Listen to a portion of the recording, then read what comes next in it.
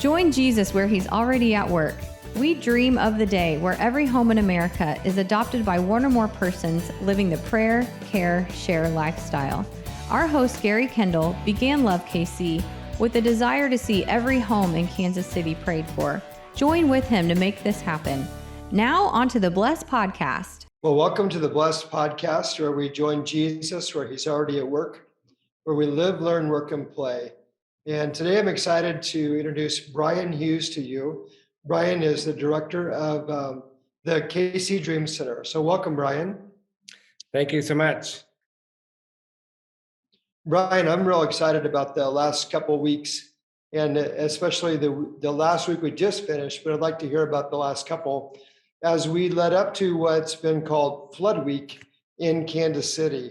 I know that the KC Dream Center has partnered with CityServe in preparation for the Send, the stadium event, and some great things have happened. So take just a minute, if you will, Brian. Tell us a little bit about who you are, what you do, and then let's let that be our first question as you report on the week that we're calling the Flood. Yeah, thank you so much. Thanks for the introduction. Like Gary said, my name is Brian Hughes. I'm the director and founder of the Kansas City Dream Center. We started about 4 years ago and are focused on finding solutions to homelessness and hunger through community outreach programs. We serve several thousand people a month by the grace of God, and it's a blessing to get to do this. And so while the Dream Center is my current role, I've also been led to start CityServe Kansas City as well. And we're just really excited about what's going on with that. Gary, you mentioned about bringing in stuff for the flood in preparation for the week before the Send. So we had over 10 truckloads. I think it was 11, ended up being 11 truckloads of GIK, which is gifts in kind or goods in kind, to bless the community, to bless the local community. And that went out to multiple outreach partners throughout the city. We had over 1,100 volunteer hours to sort all that stuff. And that's just so amazing that the body of Christ came together to do that. Yeah, and there's even more to that story, right? I mean, how many people volunteered? How many churches participated? Even if you don't know the exact number, give us an estimate. Yeah, definitely. I mean, there was as part of the whole Flood Week, there was over 1,300 volunteers, excuse me. But in preparation for the Flood Week, the weeks before, like I said, we had 1,100 volunteer hours by probably about 80 or 90 individuals to sort all that GIK. But for the Flood Week, we had multiple locations. I think we had 12 to 15 different partner locations, do multiple outreaches. We had 298 different outreach locations or outreaches during the Flood Week. And that's just huge. Here in Kansas City with the Kansas City Dream Center, we had 34, and we were able to touch a lot of people through ours as well. So, Brian, how are you still on your feet after a week like that? By the grace of God, he gives me the strength to do what I do, and I just do what I can, and he provides the rest. I get anxious for nothing. I know the Lord's going to provide what he needs and when he needs it, and I just try to be obedient to that. Yeah, it's so cool. And Brian, you're a part of a bigger picture when we think about the work that was going on that was pre-stadium event, that was the Send. I think I heard that the gospel was shared 3,000 something, 3,600 times or something like that. Did you hear that same number? Yeah, actually, I had to refer to my notes here, but yeah, it was 3,440 times the gospel was shared in our city. And just in the Kansas City area, we had 728 of those, which is about 20%. That's amazing, Brian. Oh, great. And I think there was over 500 people that made a decision for Christ, if I heard that right. Yeah, there were 504. And locally here within the Kansas City Dream Center, we had 191. So we had almost 40% of the salvations. Wow. God's moving. That's so tremendous. Good. I think that, Brian, it shows one of the things that we're always saying at Love KC, and one of the reasons why we mobilize people to live on mission, where they live, learn, work, and play, is because we often say it's the individual kinds of things, it's the small things, It's the everyday conversations by regular people that will most influence people coming to Jesus. And it's illustrated here because at the stadium itself, it seems like there was, I think I was talking to Alyssa from Christ for All Nations. There were I think less than 100 people that said they signed, that they raised their hand to say, I accept the Christ at the stadium. Now, admittedly, it was an event for believers, but you have maybe 20, it was north of 25,000 people and 81 made decisions.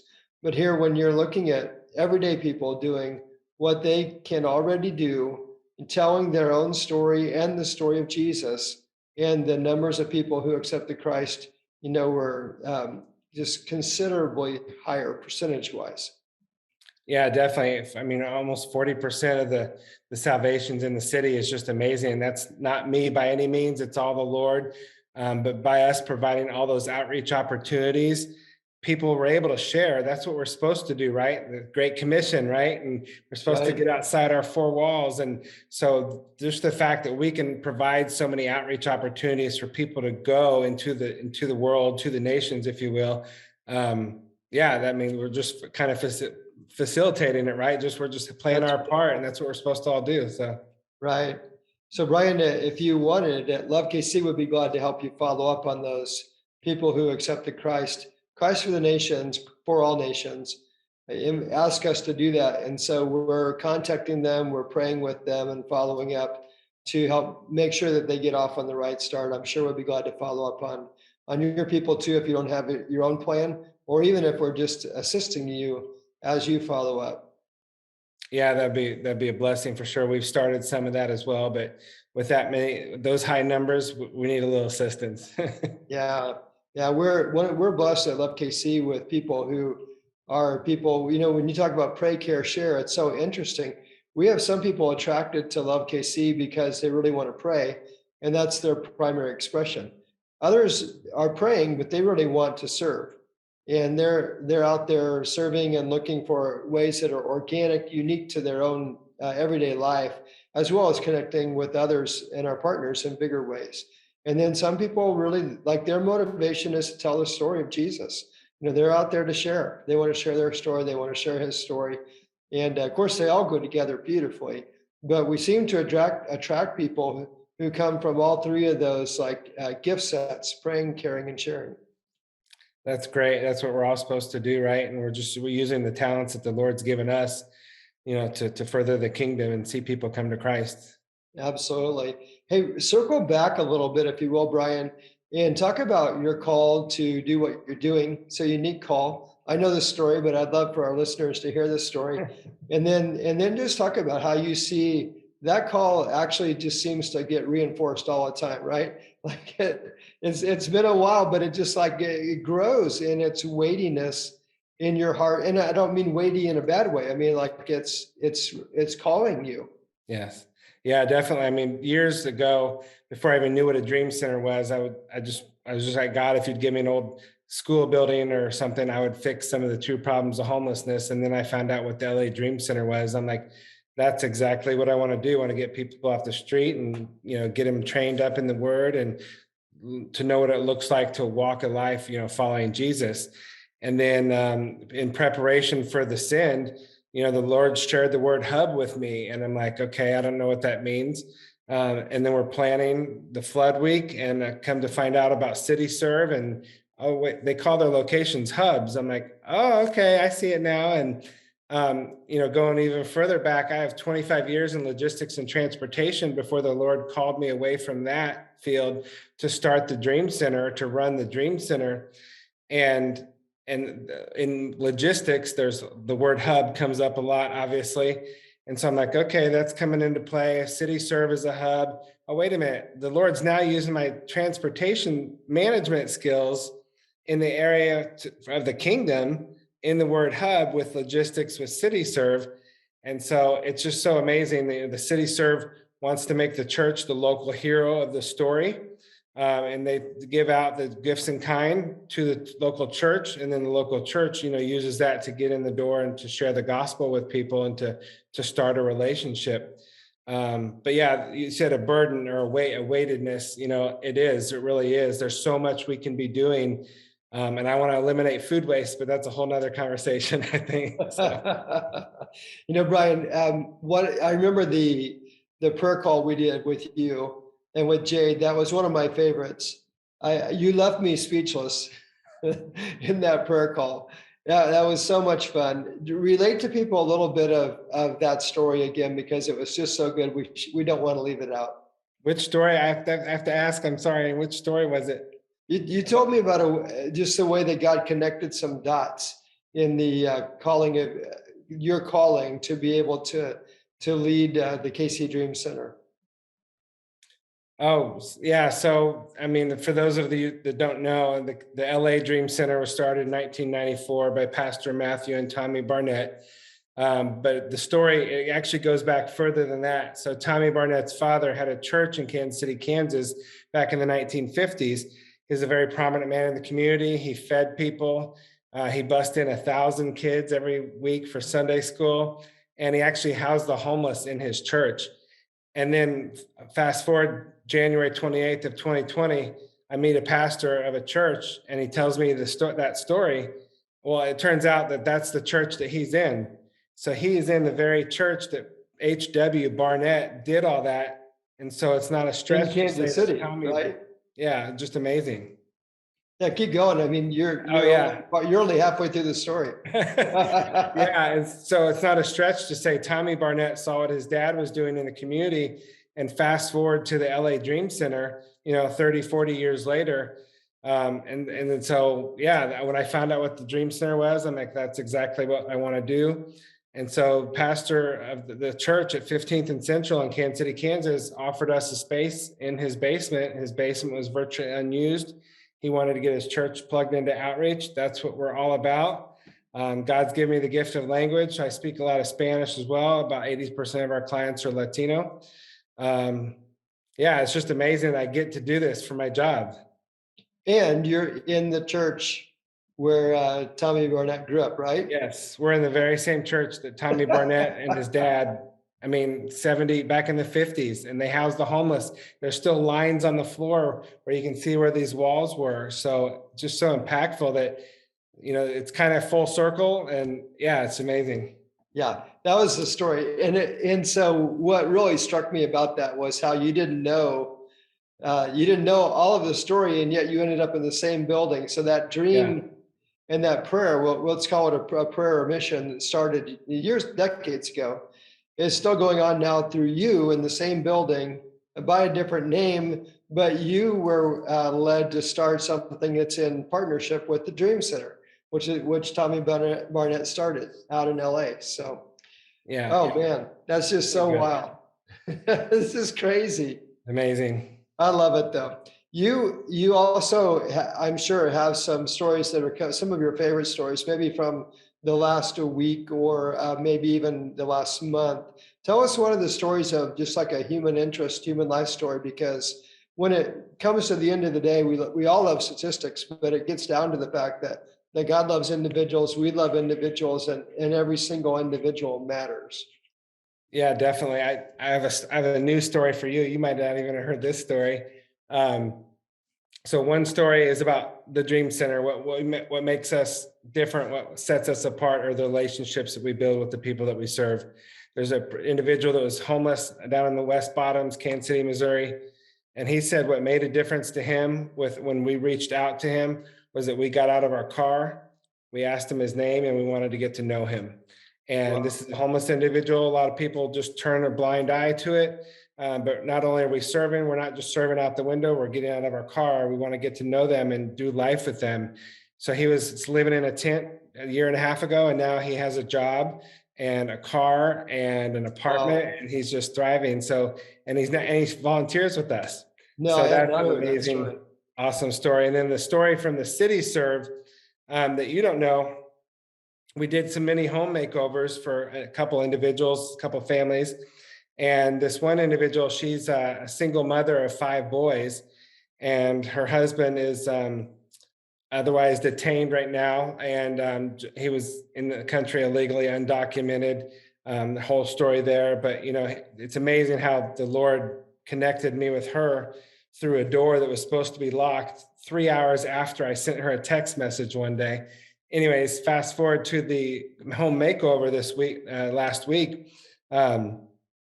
She was going to get a new couch and she was saving her money up for a couch. She went to the store, she had one picked out, and then a tree fell in her front yard. Oh, Well, wow. that money that was saved for her couch now went to go clean up the tree. And so, because of City Serve, we were able to bring in not only just miscellaneous goods in kind, but we're able to bring in some furniture to bless them with. And I didn't know any of this story until last week when we had the reveal for the home makeover. So an individual from City Serve was picking out all the decorations and things like that, and deciding which furniture was going to which house.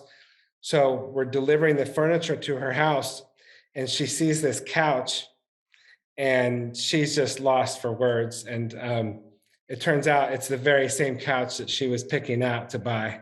Oh my goodness. I mean, what are the odds, right? That's our God, right? It is our God. And I mean, you talk, and So cool. oh gosh, that's so good. Sorry. Yeah. No, we have a God who knows our needs and he loves us. And he is able to do incredible things like finding the exact same couch. That's so awesome. Yeah, not just a couch, but the same one that she had picked out. What are the I odds? love that. That's so good, Brian. Hey, talk for a moment, if you will, about a friend we now have in common, Tamron Foley. So we met Tamron when she came in town talking about the flood week, probably 2 months ago now. And Tamron works for City Serve, and there was something about the way that she talked and about what City Serve was doing that made both of us feel like, hey, this needs to have more of a permanent place in Kansas City. Like, it's great that we can do this for the flood. I think that they brought in, I heard the number of $1.8 million worth of goods in kind. But talk a little bit about Tamron and who she is. I know she's the executive director of strategic partnerships, and she cast a vision for City Serve coming to Kansas City. You and I both caught that. So why don't you tell that story? Yeah, I mean, you might know more details than I do. Forgive my memory, give me some grace. But yeah, she's just an amazing. Hey, brother, you've been hitting it. I'm surprised you're even like vertical right now. She's just an amazing person. Like you said, she cast the vision really well. And anything that we do, it shouldn't be a one and done. There should be some permanency, some regularity to it. To sow into these neighborhoods and these people and build a relationship with them. And so City Serve is blessed with having a national partnership with Amazon and Costco and Bed Bath & Beyond, where they bring in all this GIK, the goods in kind.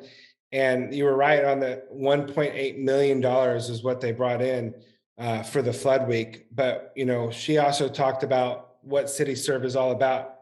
It's international, if I'm correct, but there's not one here in Kansas City, and there needs to be. I mean, they allow the church, like I said, to be the local hero of the story. It's from our neighborhoods to the nations is what one of their sayings. And yeah, she just really cast the vision well, and the need for it so much that I felt the calling to. She used the word hub, and the Lord had already went before her and gave me that word hub. And so that was like confirmation for me. And then I found out, you were wanting to make sure something got started as well. Yeah, that's as much as the story I remember. So yeah, no, that's great. No, that's exactly what I was looking for. So when Tamron was telling the story, that kind of had its genesis back in the days of the pandemic, and how in the disruption that came because of the pandemic, the supply chain was almost completely stalled.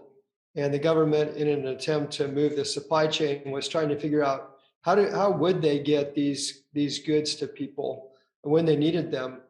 And one of the people who was in on those conversations said the church is the greatest distribution arm in the United States. And if we could let the local church be the hero, we could get the goods in kind to them, and they can get it to the people. And that's exactly what happened. And that was the beginning of what has become a regular motion now for the last 3 years. And City Serve was born. It went to multiple cities, and now it's coming to Kansas City. So Love KC is glad to partner with the KC Dream Center to work with City Serve to be able to find a way that we can get the goods in kind to Kansas City and get it out to people in need. So there's a lot of different I's to dot and T's to cross. We have a ways to go. We're actually kind of more at the beginning of this story than we are even like, if there are 4 laps to a mile, we would be in the first, we're in the first lap right now. But we want to see it happen. I think we can find donors and churches that can distribute this and fund it. So we're underway. And tell a little bit about the warehouse, because it's a cool story. The original one you had, and maybe the one that you have for even potentially as a starting place. Yeah, thanks for reminding me of that story, honestly, about Tamron and how that all started. A good refresher, because I didn't remember that, to be honest.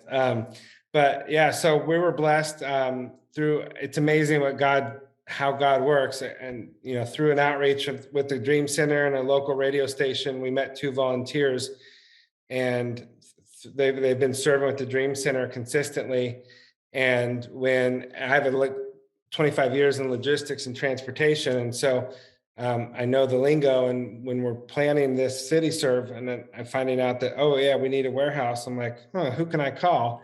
And I called someone, and fortunately it was the right person. And North Point Development, definitely give them a shout out. They deserve it. They blessed us with 20,000 square feet of a brand new warehouse up in Liberty for the large price tag of $1. That's awesome. And again, that's what God does, right? And so they have a very generous CEO and founder of their company who loves pouring back into the community. And that's what it's all about. And they're not your resources or mine, but they're the Lord's, and it's up to us to steward them well. And that's what they're doing, and so they've offered us this space for 6 weeks, 7 weeks for $1. And we're able to bring in all the gifts in kind. And now it's time to move forward, and we're seeking new locations for that. We need a warehouse space of at least 20,000 square feet. Hopefully it's centrally located in Kansas City, has a high dock, and things like that. We won't be too picky though, if the price tag is right, I'll say that. But even more than that, we know we need the volunteers and the financial partners to come alongside, because the Lord knows, and I'm fortunately somewhat wise enough to know I can't run the Dream Center and City Serve right to do it well. So we need to hire personnel to run this. We're going to need a lot of volunteers to come and sort the gifts in kind. We're going to need probably a truck, some pallet jacks, a forklift. So yeah, there's a lot of expenses that go into it. And we're going to be seeking the assistance of multiple, church and business partners here in Kansas City to help make that happen. Yeah, that's exciting, Brian. Yeah, thanks for telling the story the way that you did. This is a really good time in the podcast just to say to people who are listening, there's multiple ways that you can help. One is to pray for the things that Brian just talked about. Pray for a warehouse, pray for a truck, pray for a pallet jack. Is it a pallet jack? I think you called that, for pallets. And so those are some of the things. But donors, to be able to fund a person who could work this ministry full time, those are all things that we're looking for now. And we just are really believing that if God is leading us to begin, and there's an urgency with that God is also leading other people to serve in the roles that will make this happen. There's lots of volunteer roles to be able to sort the gifts in kind and to get it out to churches. Then churches have their own volunteers to be able to come and do like a serve day or a party in the parking lot, or a variety of ways that you can use the gifts in kind. But there's an urgency because we really want to build in the momentum of the send. So anything you want to say about that, Brian? Yeah, I mean, the time is now. It's definitely waiting to strike while iron is hot, so to speak, right? But yeah, there's so many people that have been impacted by this, and let's continue to do it. We had what was it, 298 different locations where we had outreach to. So we don't want to let 3 or 4 months go by until XYZ church, reaches back out to that given community or whatnot. Let's keep it going right now. Yeah. Absolutely. Well, for those of you who are listening, so glad that you're joining us today to hear Brian Hughes from the Kansas City Dream Center. And as you listen to this, we're going to post it in a couple places. So it is posted in Google Play, and then it's posted in iTunes. It also goes on our Love KC Living on Mission page.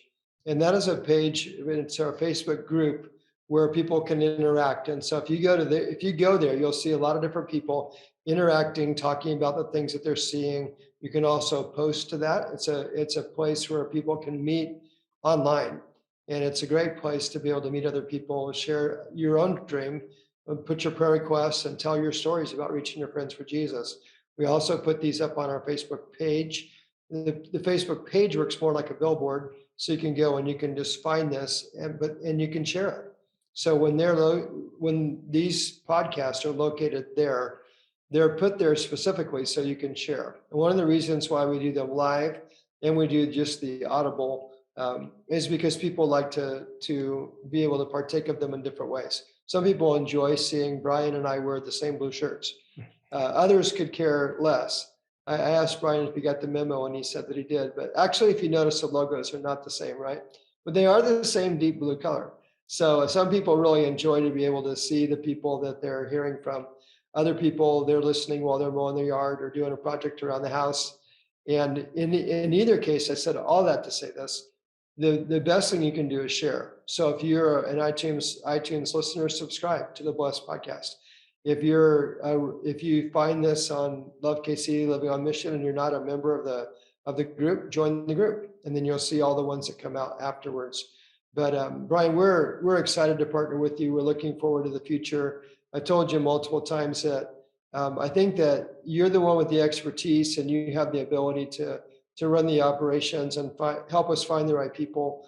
I'm going to work really hard to bring donors, to bring people who can come and volunteer and can come maybe be the hands and feet of Jesus, more on the execution side of things.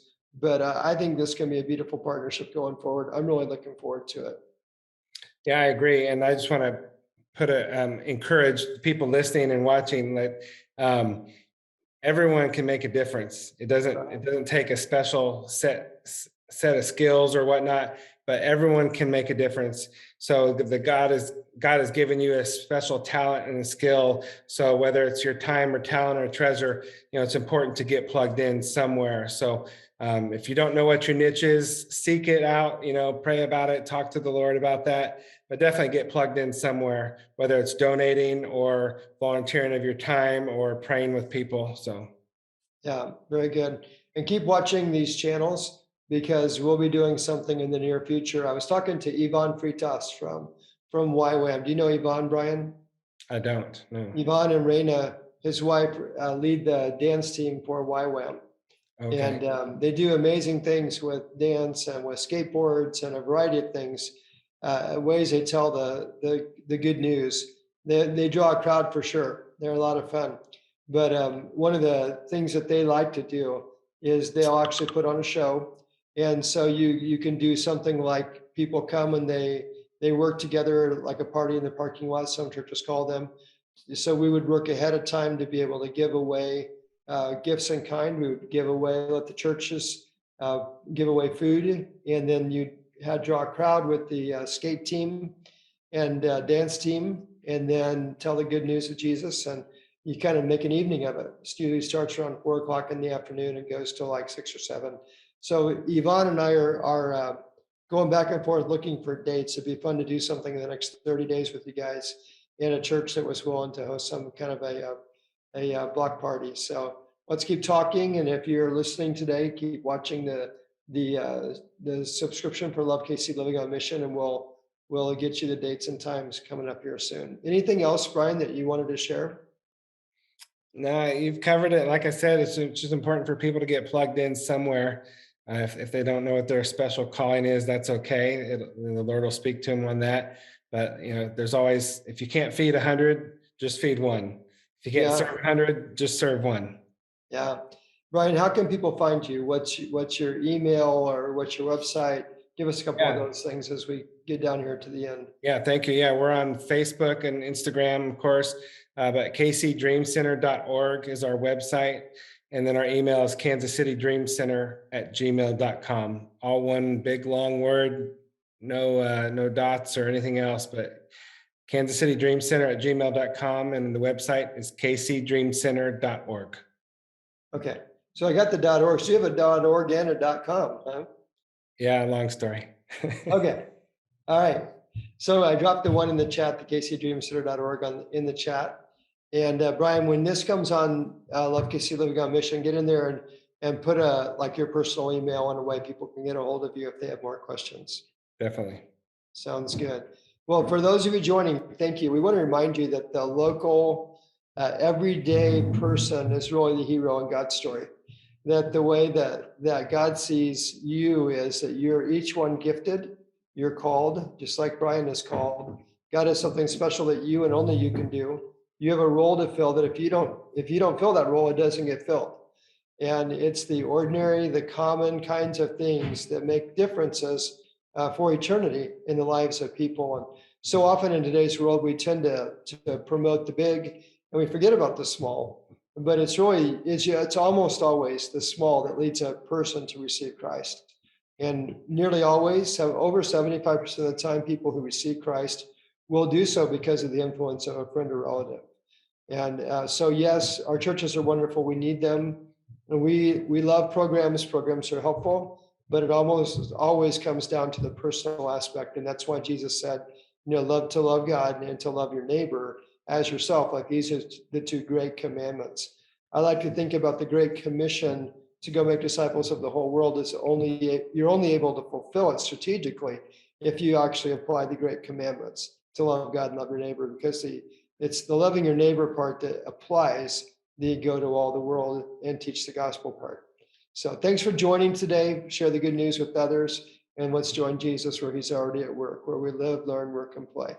Thank you for listening from the folks at Love KC. We hope you enjoyed our program. See you next time.